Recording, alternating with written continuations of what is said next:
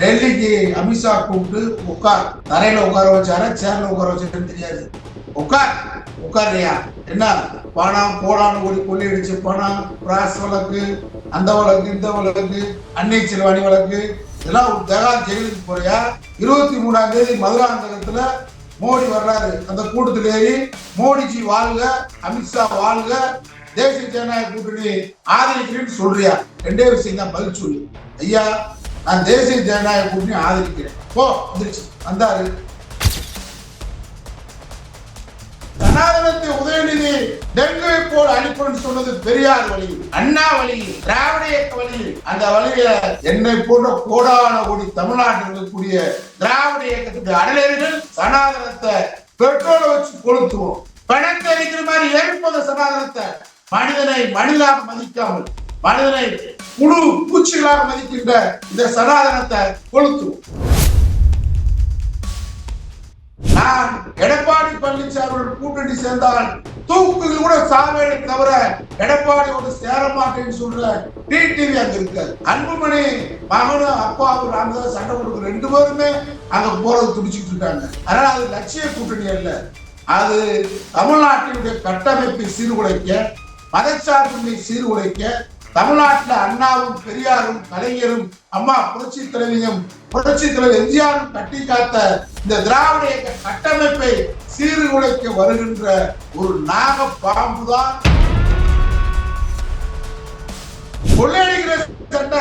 கொள்ளையடிச்சத பங்கு போட்டத சண்டை. இது எப்படி மக்கள் ஒத்துக்கிறோம்? அந்த கூட்டணியை ஒரு லட்சியம் வேணாம், அரசியல கூட்டு சேர்றதுக்கு ஒரு கொள்கை வேணாமா? அதனால கொள்கையற்ற கோமாளி கூட்டம், கூத்தாடி கூட்டம் ஒன்னாயிருக்கு. மதவாத கூட்டம். RSS எப்படியா கால் பதிக்க பாக்குறேன் டெல்லிக்காரன். RSS பாஜகவுக்கும் தமிழ்நாட்டுக்கு என்ன சம்பந்தம்? மொழிக்காக போராடினா, இனத்துக்காக போராடினா, நம்முடைய கலாச்சாரத்துக்கு போராடினா, நம்முடைய இடஒதுக்கீடு போராடினா, நம்முடைய சமூக நீதிக்கு போராடின கட்சியா? பாஜக கட்சிக்கும் தமிழுக்கு என்ன சம்பந்தம்? தமிழ்நாக பிறந்தவன் தன்மானவன் பாஜக கட்சியில் இருப்பானா? பாஜக ஒரு கட்சியாவே நம்ம மதிக்கல தமிழ்நாட்டுக்காக. அதனால இந்த ஒட்டு போட்ட சட்டை டிடிவிக்கு 2024 நாடாளுமன்றத்தில் விழுந்த வாக்குகள் அனைத்தும் தென் மாவட்டத்தில் முக்குளத்தூர் போட்டு, டெல்டா மாவட்டத்திலேயும் தென் மாவட்டத்திலேயும். இப்ப முக்குளத்தூர் வீட்டு நாய் கூட, இன்னும் சொல்லணும்னா முக்குளத்தூர் வீட்டில் இருக்கக்கூடிய சொறி நாய் கூட டிடி தொடர்ந்து மதிக்காது.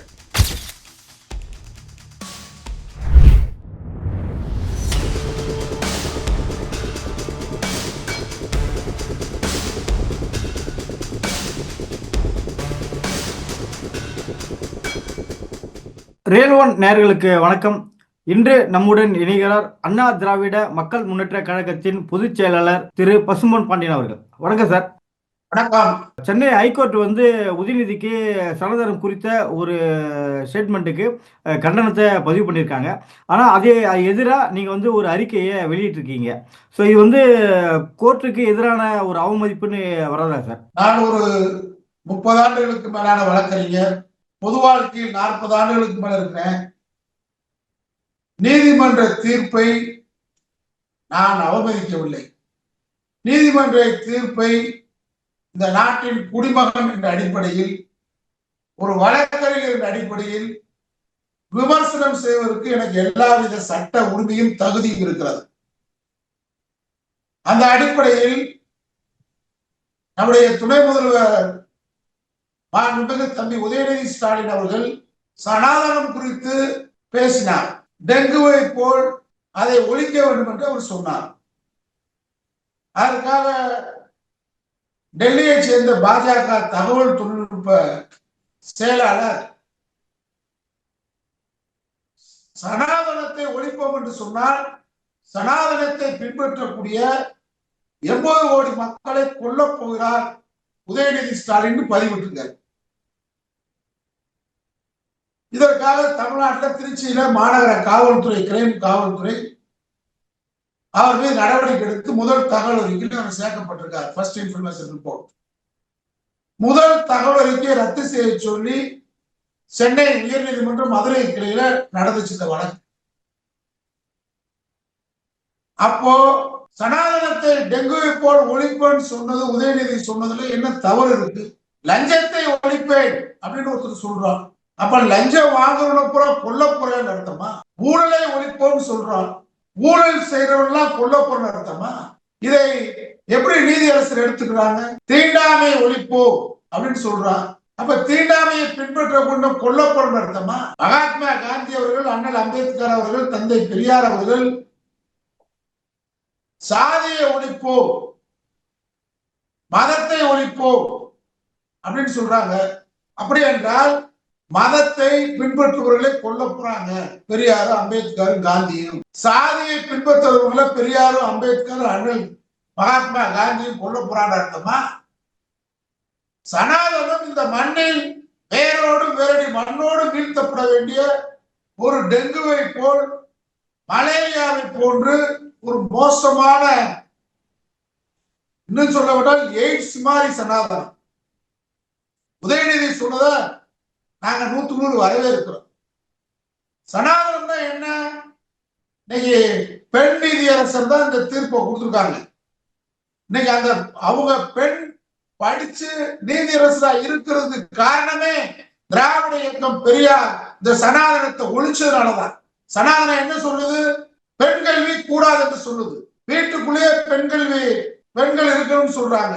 அப்ப பெண் என்று சொன்னாலே சனாதனத்துல என்ன சொல்றான்? பாவப்பட்ட யோனிக்கு பிறந்தவதான் பெண் என்று சொல்லுது சனாதனம்.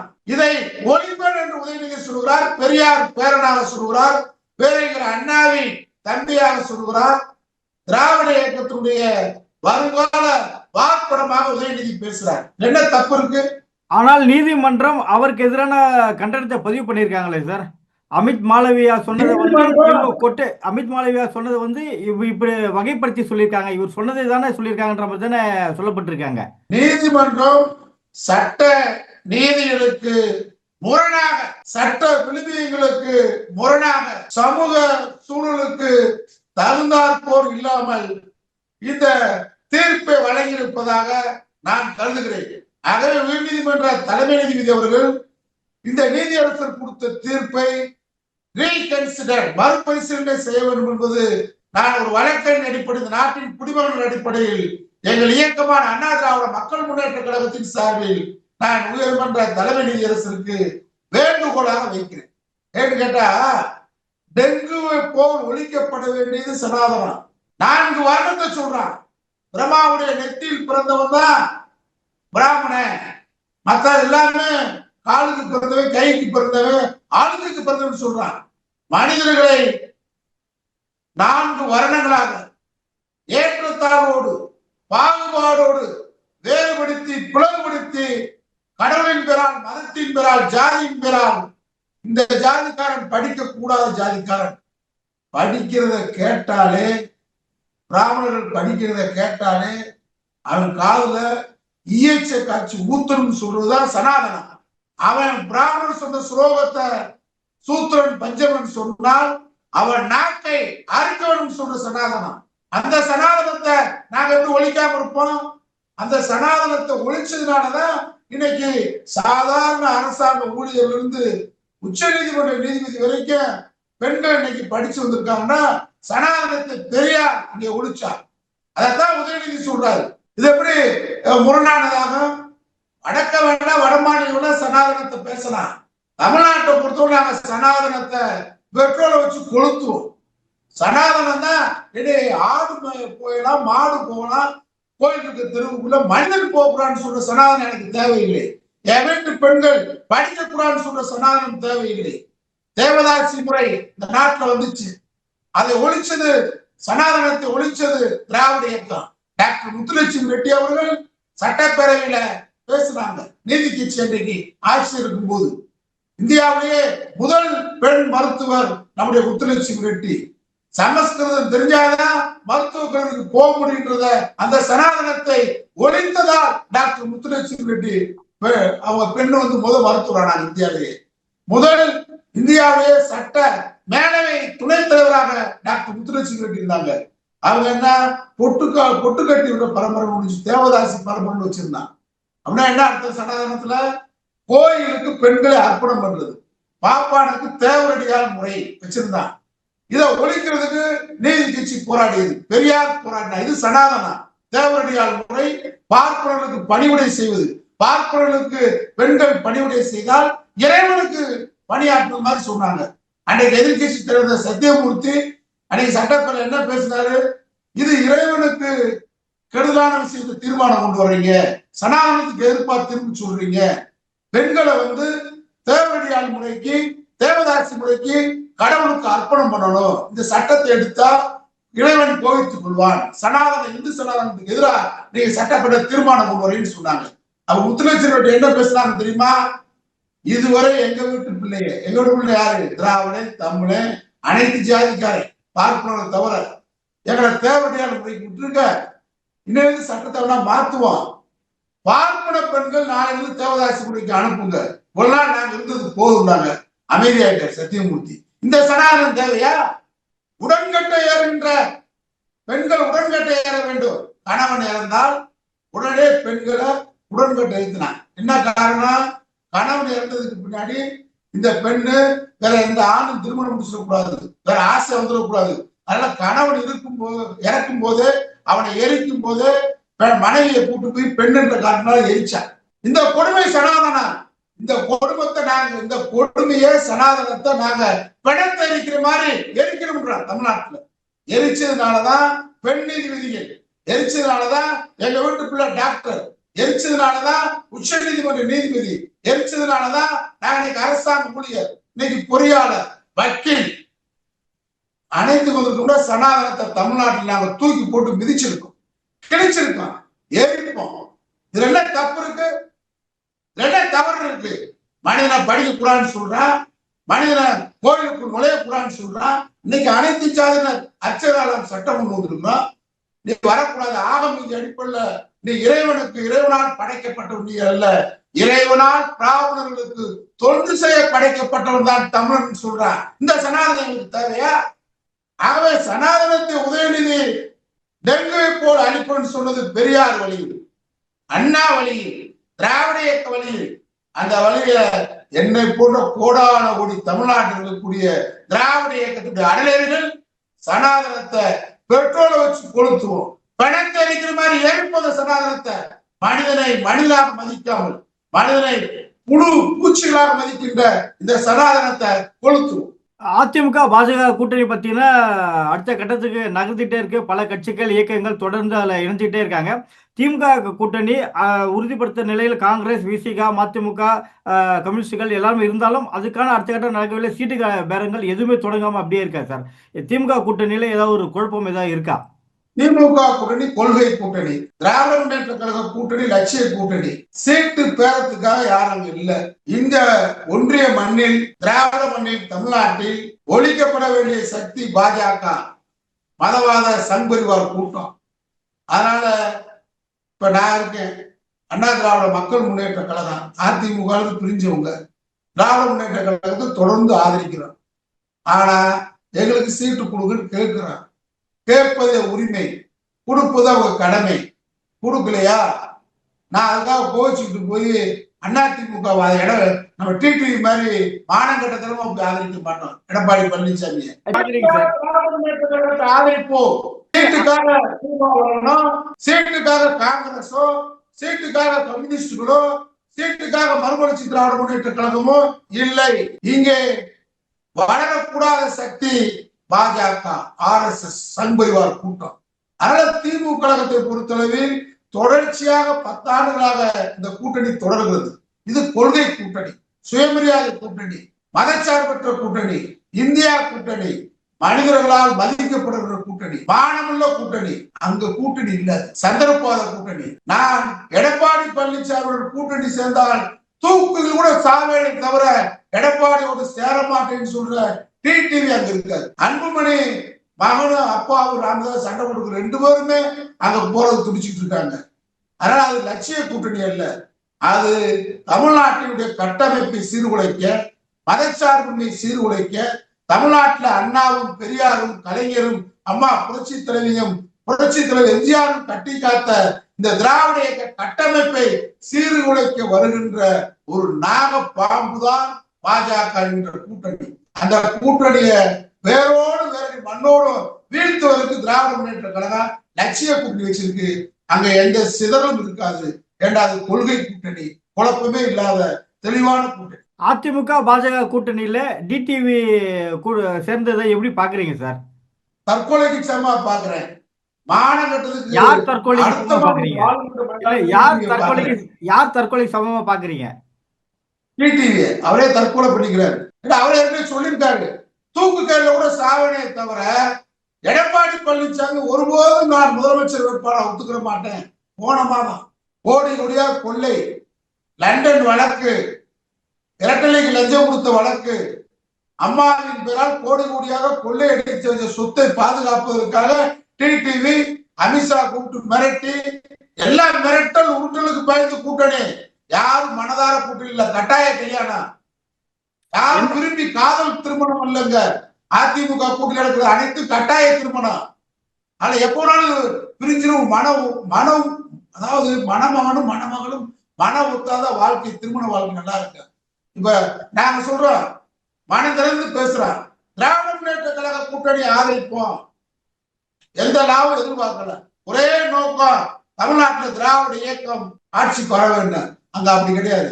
டிடிவி அமித்ஷா சொல்லி மிரட்டி இருப்பார் சார். என்ன மிரட்டு? லண்டன் வழக்கு இருக்கு, டெல்லி ஹைகோர்ட்ல உடனே வாய்தாவை போட்டாங்க. ஒரு நாள் படுத்து கிடந்துச்சு. எப்படி சசிகலா அம்மாவுக்கு உடனே ஜட்ஜ்மெண்ட் கொடுத்து பரப்பனா கிரகாரத்துக்கு அனுப்புனாங்களோ, அது மாதிரி கூப்பிட்டு மிரட்டுறாங்கிட்டு நம்ம டிடிவியை கூப்பிட்டு 4 நாளைக்கு முன்னாடி கூப்பிட்டு அவர் சுவிட்ச் ஆஃப் பண்ணிட்டு ஆளே காணா. இந்த நாள் பத்திரிகையாளர் சந்திக்கிறாரு, எனக்கு நண்பர்கள் இருக்கிறாங்க, நான் பெங்களூர்ல தான் படிச்சேன், நண்பர்களை பார்க்க போனேன், பொய் சொல்றாரு. டெல்லிக்கு அமித்ஷா கூப்பிட்டு உட்கார், தரையில உட்கார வச்சாரா சேர்ல உட்கார வச்சாருன்னு தெரியாது. உட்காரியா, என்ன பணம் போடான்னு ஓடி கொள்ளையடிச்ச பணம், பிராஸ் வழக்கு, அந்த வழக்கு, இந்த வழக்கு, அன்னை செல்வாணி வழக்கு, இதெல்லாம் ஒரு தேகால் ஜெயிலுக்கு போறியா? 23ஆம் தேதி மதுராந்தகத்துல மோடி வர்றாரு. அந்த கூட்டத்தில் ஏறி மோடிஜி வாழ்க, அமித்ஷா வாழ்க, தேசிய ஜனநாயக கூட்டணி ஆதரிக்கிறேன்னு சொல்றியா? 2 விஷயம் தான் பதில் சொல்லு. ஐயா, நான் தேசிய ஜனநாயக கூட்டணி ஆதரிக்கிறேன் போ. வந்துருச்சு. வந்தாரு, வந்து பேட்டி என்ன கொடுக்குறாரு, என்னை தேசிய ஜனநாயக கூட்டணிக்கு தலைமை தாங்கவர்கள் என்னை அறிவிப்பார்கள். நேரத்தை அறிவிச்சாச்சு. பீஸ் கோயில பார்த்தாரு, இவர் பீஸ் கொல்பா போட்டார். பீஸ் கோயில் ஒன்றிய அமைச்சரை பார்த்து டிடிவி பீஸ் போன பல்பா மாறிட்டு, நான் வந்து தேசிய ஜனநாயக கூட்டணியில இணைகிறேன். ஆனா எடப்பாடி என்ன சொல்றாரு, தமிழ்நாட்டுல நாங்க அண்ணா திராவிட முன்னேற்ற கழக தலைமையிலான கூட்டணி அப்படின்னு சொல்லிட்டு நாங்க டிடிவி இணைஞ்சிருக்காருங்க. அவர் நாங்க தேசிய ஜனநாயக கூட்டணி இணைஞ்சிருக்காருன்றாரு. ஆமா, என் அன்பு சகோதரர் யாரு, எடப்பாடி பழனிசாமி அன்பு சகோதரர் டிடிவி தேசிய ஜனநாயக கூட்டணி இணைஞ்சிருக்காரு. அப்ப அதிமுக தமிழ்நாடு கூட்டணி இல்லையில ஏமாத்துறாங்க. நீங்க அமித்ஷா வந்து தெளிவா பேசிட்டாரு, எடப்பாடி நீ முதலமைச்சர் இல்ல, வெற்றி பெறதுக்கு முன்னாடி நாங்க முதலமைச்சர் சொல்லுவோம். இப்போதைக்கு நீயா சொல்லிக்க. பிறகு அமித்ஷா எடப்பாடி முதலமைச்சர் சொல்லியிருக்காரா? நேற்று டிடிவி எடப்பாடி முதலமைச்சர் சொல்லியிருக்காரா? வெற்றி பெற்றதுக்கு முன்னாடி நான் முதலமைச்சர் அறிவிப்போம். அது வரைக்கும் நான் தான் கோபாலகிருஷ்ணன், நீயா சொல்லிக்க முதலமைச்சர் சொல்லி, நாங்க சொல்ல மாட்டோம். இது வரைக்கும் தேசிய ஜனநாயக கூட்டணி முதலமைச்சர் எடப்பாடி பழனிசாமி பீஸ் சொல்லிருக்காரா? நயனா நாயகன் சொல்றாரா? அமித்ஷா சொல்லிருக்காரா? நேற்று கூட்டணி சேர்ந்த டிடிவி சொல்றாரா? டிடிவி என்ன கூப்பிட்டுருக்காங்க, வா ஜெயிச்சதுக்கு பின்னாடி உன்னை முதலமைச்சர் ஆக்கணும்னு ஆக்குவோம், வேலுமணி ஆக்கணும்னு ஆக்குவோம். ஆனா இப்போதைக்கு நீங்க பேசாம வெற்றி பெறதுக்காக ஒரு பங்காளி சண்டை. என்ன பங்காளி சண்டை? அரசியல்ல அரசியல் மாமச்சரி சண்டை, பங்காளி சண்டை, கொள்ளையடிக்கிற சண்டை, கொள்ளையடிச்சத பங்கு போட்டத சண்டை. இது எப்படி மக்கள் ஒத்துக்குறோம்? அந்த கூட்டணிய ஒரு லட்சியம் வேணா அரசியல கூட்டு சேர்றதுக்கு, ஒரு கொள்கை வேணாமா? அதனால கொள்கையற்ற கோமாளி கூட்டங்கள், கூத்தாடி கூட்டம் ஒன்னா இருக்கு, மதவாத கூட்டம். RSS எப்படியா கால் பதிக்க பாக்குறேன் டெல்லிக்காரன். RSS பாஜகவுக்கும் தமிழ்நாட்டுக்கு என்ன சம்பந்தம்? மொழிக்காக போராடினா, இனத்துக்காக போராடினா, நம்முடைய கலாச்சாரத்துக்கு போராடினவனா, நம்முடைய இடஒதுக்கீடு போராடினா, நம்முடைய சமூக நீதிக்கு போராடின கட்சியா? பாஜக கட்சிக்கும் தமிழுக்கு என்ன சம்பந்தம்? தமிழ்நாக பிறந்தவன் தன்மானவன் பாஜக கட்சியில் இருப்பானா? பாஜக ஒரு கட்சியாவே நம்ம மதிக்கல தமிழ்நாட்டுக்காக.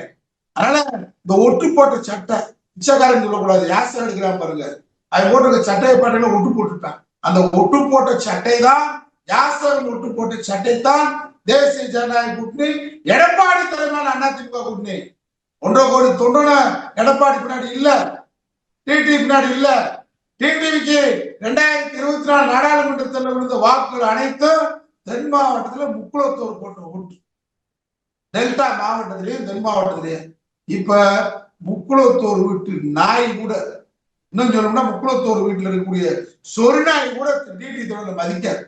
சார், பல அரசியல் விமர்சகர்கள் டிடிவி வந்தா முக்குளத்தூர்கள் ஓட்டு போடுவாங்க சொல்லிட்டு இருந்தாங்க. ஆனா இப்ப நீங்க என்ன சொல்றா, இனிமேல் ஓட்டு போட மாட்டாங்க அப்படின்னு சொல்றீங்க. அந்த ஒரு காரணத்துக்கு தானே இப்ப என்டிஏ கூட்டணியில டிடிவியை கொண்டு வந்தது.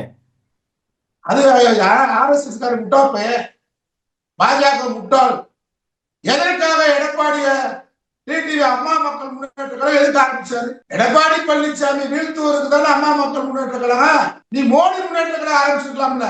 அம்மா படத்தை பொழுது அமித்ஷா படத்தை போட்டு அமித்ஷா முன்னேற்ற கழகம் ஆரம்பிச்சிருக்கலாம்ல. உடனாடு கொலை வழக்கு குற்றவாளி எடப்பாடி பழனிசாமி. யாரு? எடப்பாடி சொன்னது டிடிவி. ஆர்கே நகர் இடைத்தேர்தல குக்கர் சின்னத்தை எடுத்து, தொப்பி சின்னத்தை கொடுத்து, இரட்டை கம்பி சின்னத்தை கொடுத்து, சின்னத்தை படக்குறது யாரு? பாஜக.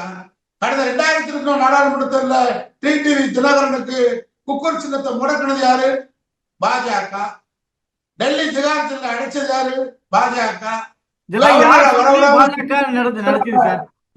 அந்த பாஜக கூட கூட்டு சேர்ந்துட்டு திமுகவை வீழ்த்துவான் அப்படின்னு சொன்னா பைத்தியக்காரத்தனமான கீழ்ப்பாக்கம் மருத்துவமனையில் சேர்க்கப்பட வேண்டிய டிடிவி தினகரன். அப்படிதான் மக்கள் பாக்குறான். முக்குளத்தூர் எதுக்கு ஓட்டு போடுறான்? முக்குளத்தூர் எதுக்கு ஓட்டு போட்டான்? எடப்பாடி பழனிசாமி முக்குளத்தூர் கையில இருந்த கட்சி சசிகலா, ஓ பன்னீர்செல்வம், டிடி 3 பேரையும் புறக்கணிச்சு இதை ஒரு கொங்கு கவுண்டர் கட்சியா மாத்தினார். அந்த மக்கள் வேற யாரும் இல்ல, அந்நிய மக்கள் கிடையாது, நம்ம திராவிடன் தமிழ் சோழர் தான். ஆனா இவர் சாதி வெறி. எடப்பாடி பழனிசாமி அதிமுகவின் சாதி வெறி இல்லாத கட்சியை எம்ஜிஆர் உருவாக்குன, அம்மா உருவாக்குன. இன்னும் சொன்னா சசிகலாவை ஜாதி பார்க்கலையே. ஜாதி பார்த்திருந்தா எடப்பாடி பழனிசாமி முதலமைச்சர் ஆக்கிக்க மாட்டாங்களே. கொங்கு கவுண்டர் மக்களுக்கு நீண்ட நாள் ஆசை முதலமைச்சர் ஆகணும். அந்த பகுதியில சி சுப்பிரமணியம் காலத்துல இருந்து போராடினாங்க, காமராஜத்தை போராடினாங்க, முடியல. அந்த வாய்ப்பை சாதாரணமா கொடுத்தாங்கல்ல சின்னம்மா சசிகலா, அந்த நன்றி இருக்கா? அதனால தென் மாவட்ட மக்கள் என்ன நினைச்சா, அப்ப எடப்பாடி பழனிசாமி கவுண்டரா தேவரா என்ற போட்டியை கொண்டு வராரு. தேவரா பிறந்தவன் ஒருத்தர் கூட எடப்பாடி பழனிசாமி முதலமைச்சராக ஓட்டு போட்டா அவன் தேவரே இல்லை பேசுறான். எனக்கு ஜாதி மதங்களுக்கு அப்பாற்பட்டாங்க தென் மாவட்டத்தில் நடக்கூடிய பேச்சு. அதனால டிடிவி ஓட்டு போட்டான், அதனால ஓபிஎஸ் ஓட்டு போட்டான். அதனால இன்னைக்கு சின்னம்மா அப்படி ஆள் இருக்கு. நீங்க திரும்ப போய் மாநகரத்தனமா எடப்பாடி முதலமைச்சராக சொன்னா, முக்குளத்தூர் ரத்தத்துக்கு பிறந்தவன், சூடான ரத்தத்துக்காரன், தன்மானமுள்ள முக்குளத்தூர், முத்துராமலிங்கத்தவரை பின்பற்ற முக்குளத்தூர், மூஞ்சாத்தவரை பின்பற்ற முக்குளத்தூர், மருதுசவரை பின்பற்ற முக்குளத்தூர், வீரமங்கை வேலுநாச்சியை பின்பற்ற முக்குளத்தூர். எவனாவது ஒருத்தம் போட்டா முக்குளத்தூர்ல இல்லைன்னு அர்த்தமாயிரும். அப்படி பேசுறான். உசலம்பட்டி, ராஜபாளையம், சங்கரன்கோவில், ராமநாதபுரம், திருவாரூர், சாத்தூர், சிவகாசி, விருதுநகர், மதுரை, உசிலம்பட்டி, ஆண்டிப்பட்டி, தேனி, திண்டுக்கல், தென் மாவட்டம் முழுவதும் டிடிவி தினகரன் வந்தா வெரைட்டி அடிப்போன்னு முக்குளத்தூர் மக்கள் பேசுறான். இன்னும் சொல்லணும்னா அதுல பார்சியாலிட்டியா பேசுறான். பாத்தீங்கன்னா அந்த கல்லணை நம்ப முடியல. பாத்தீங்கன்னா அப்படின்னு மரபுற அகமுறையில் பேசுறாங்க. முக்குளத்தோர் பேர்ல இந்த நான் பெரிய தஞ்சாவூர் கல்லன்னு சொல்லிட்டு இவ்வளவு கேவலமா போய் பாஜக காலில் விழுந்து உன்னை ஜெயிலுக்கு அனுப்புனா, உங்க சித்திய முதலமைச்சர் பதவி பெற விடாம ஆக்குனா, இந்த கட்சியை உடைச்சு அதிமுகவை கங்கு கணக்கா பிரிக்கிறான். இவ்வளவு மிரட்டி சேர்க்கிறவன் ஒரே நாள்ல எடப்பாடி உட்கார வச்சு, ஓபிஎஸ் உட்கார வச்சு, டிடிவி உட்கார வச்சு, சின்னம்மாவை உட்கார வச்சு இந்த கட்சியை ஒற்றுமைப்படுத்த முடியாதா? அப்ப ரெட்டலையை தருக விட்டு அதிமுகவை அழிச்சு பீகார்ல பண்ணாங்க. சிராக் பாஸ்வானியும் நிதிஷ்குமாரையும் சேர்த்தாங்கல்ல, அப்படியே பேசிருக்காங்க எடப்பாடிட்ட. அது மாதிரி சேர்த்தாதான் வெற்றி பெறும். சிராக் பாஸ்வான் வேறு, நிதிஷ்குமார் வேறு. தமிழ்நாடு அடையாளம் பார்த்தோம். முக்குளத்தூரா பிறந்தவன், தன்மானம் உள்ள தமிழன், திராவிடன். எவனும் ஒரு பேர் பாஜக கூட்டணி வாக்களிக்க மாட்டான். எம்ஜிஆரின் தொண்டன், அம்மாவுடைய தொண்டன். எம்ஜிஆர் அவர் முதலமைச்சராக இருக்கும்போது மண்டைக்காட்டுல RSS மதக்கலவரம் பண்ணாங்க. அந்த மதக்கலவரத்தை எம்ஜிஆர் அடக்கினார். அடக்கிட்டு டெல்லி போனாரு. டெல்லியில ஒரு RSS காரன் எம்ஜிஆர் அடிக்க பாய்ந்தான். RSS காரன் காமராஜரை ஏற்கனவே கொளுத்த முயற்சி பண்ணாங்க டெல்லியில. எம்ஜிஆர் அடிக்க பாய்ந்தான். அப்பதான் சட்டப்பேரவையில் எம்ஜிஆர் பேசினார். RSS ஒரு பயங்கரவாத அமைப்பு, RSS தடை செய்யப்படும் சொன்ன எம்ஜிஆர் அம்மா கேட்டாங்க லேடியா மோடியான்னு கேட்ட அம்மா, என் வாழ்நாளில் நான் செய்த தவறு, இனிமேல் என் வாழ்நாளில் என் உயிர் மூச்சிற்கு வரை அண்ணா திராவிட முன்னேற்ற கழகம் பிஜேபி கூட்டு செல்லான்னு சொன்னாங்க. இந்த ரெண்டு தலைவர்களும் அண்ணாவை பின்பற்றிய தலைவர்கள். இந்த ரெண்டு தலைவர்களும் பெரியாரை தலைவரை ஏற்றுக்கொண்டவர்கள், எம்ஜிஆரும் அம்மாவும். நான் பாப்பாத்தி தான். ஆனால் திராவிட இயக்கத்தின் பரிணாம வளர்ச்சி என்று சொல்லி 69% இடஒதுக்கீட்டுக்கு அரசியலமைப்பு சட்டத்தில் பாதுகாப்பு வாங்கியவர் புரட்சி தலைவி அம்மா. அல்ல திராவிட இயக்கத்தை முகல மாதிரி, எடப்பாடி மாதிரி, ஓபிஎஸ் மாதிரி, டிடிவி மாதிரி காட்டி. அதனாலதான் அண்ணா திராவிட முன்னேற்ற கழக தொண்டை பாஜகவை வீழ்த்துவதுதான் எம்ஜிஆரின் தொண்டன் வேலை. பாஜகவை இந்த தேர்தலில் டெபாசிட் இலக்கை செய்தான் புரட்சி தலைவி அம்மாவுடைய தொண்டன் வேலை என்று சபதம் எடுத்து இன்னைக்கு அதிமுக கொண்டு நிற்கிறார். இது RSS பாஜக புரியல. நடப்பு அரசியல் குறித்து பல்வேறு கருத்துக்களை கொஞ்சம் மிக்க நன்றி சார். நன்றி.